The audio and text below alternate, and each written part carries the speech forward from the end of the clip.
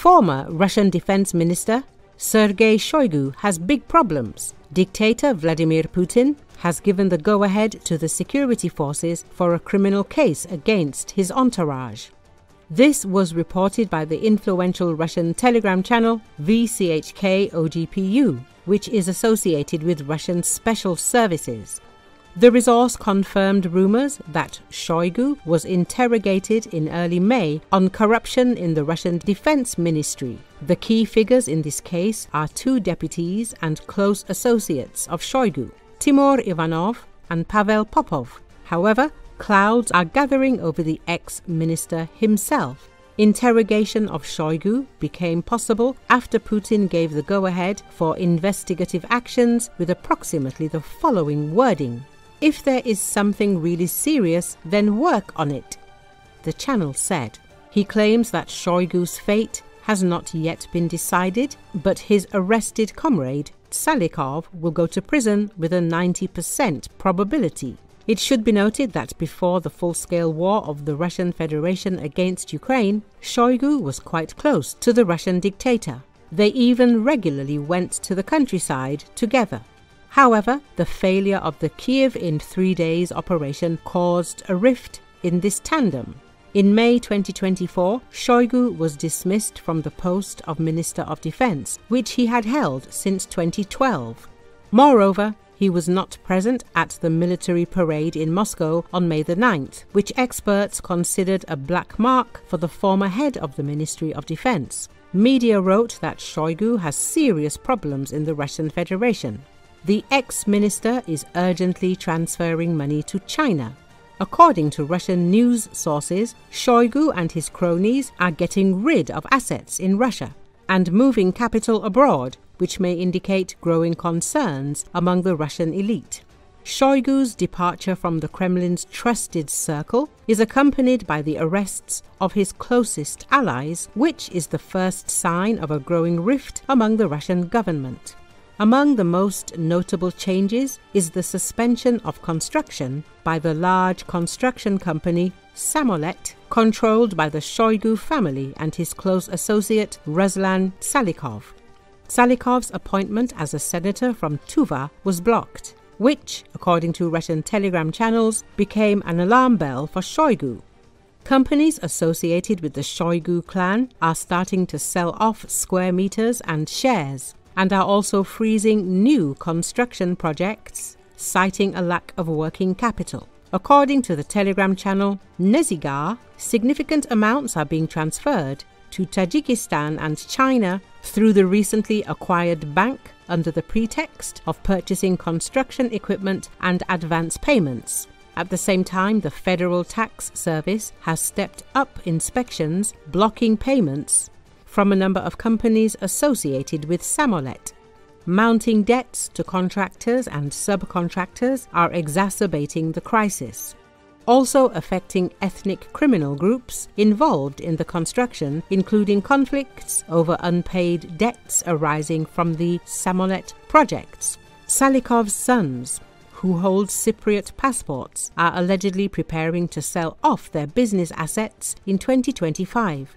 Tsalikov himself, according to unofficial information, is temporarily restricted from leaving Moscow. The escalation of conflict within the Russian elite, accompanied by the withdrawal of capital abroad, signals the growing uncertainty of the elites in the political and economic stability of the country.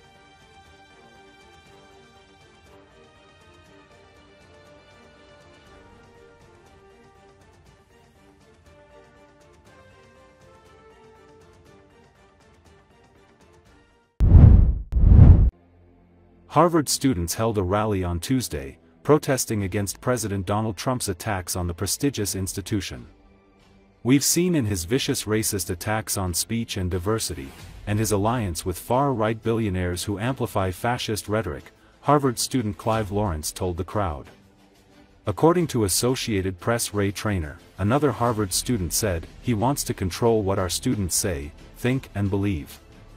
The efforts by Trump's administration to prevent Harvard University from enrolling international students have struck at the core of the Ivy League school's identity and unsettled current and prospective students around the world. The government last week told Harvard's thousands of current foreign students that they must transfer to other schools or they will lose their legal permission to be in the U.S.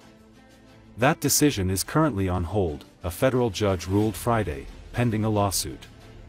Harvard enrolls about 7,000 international students, most of them in graduate programs.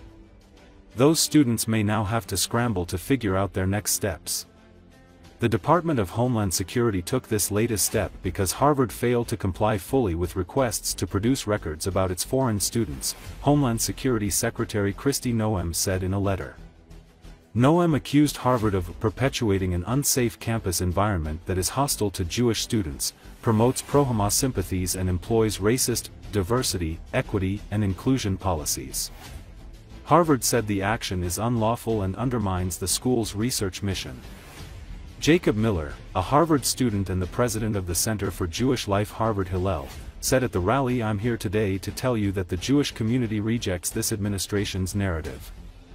The Trump administration is asking federal agencies to cancel remaining contracts with Harvard University, a senior administration official said Tuesday.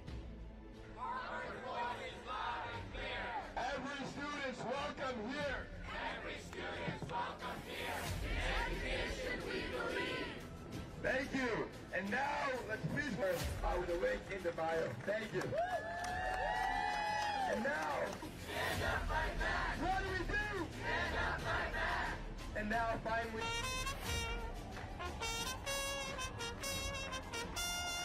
If there is anything to learn from this Jewish history, it's that when we push people out of our schools because of their identity, it's a symptom of a morally bankrupt politics. That is why the administration's excuse for these policies, that they somehow address anti-Semitism, are so absurd. Let's be clear. This has nothing to do with combating anti-Semitism. Anti-Semitism is a real problem. It's a problem at Harvard. It's a problem in our country. But these policies will do nothing to combat this age-old hatred. Instead, they are designed to divide us apart. And so I'm here today to tell you that the Jewish community rejects this administration's narrative. Freedom of speech and due process, these are the foundations of the American system. These are the foundations of a free society. But Donald Trump is attacking these freedoms because they get in the way of his authoritarian takeover. This is what authoritarians do. Trump has begun a dangerous march to roll back civil rights in this country.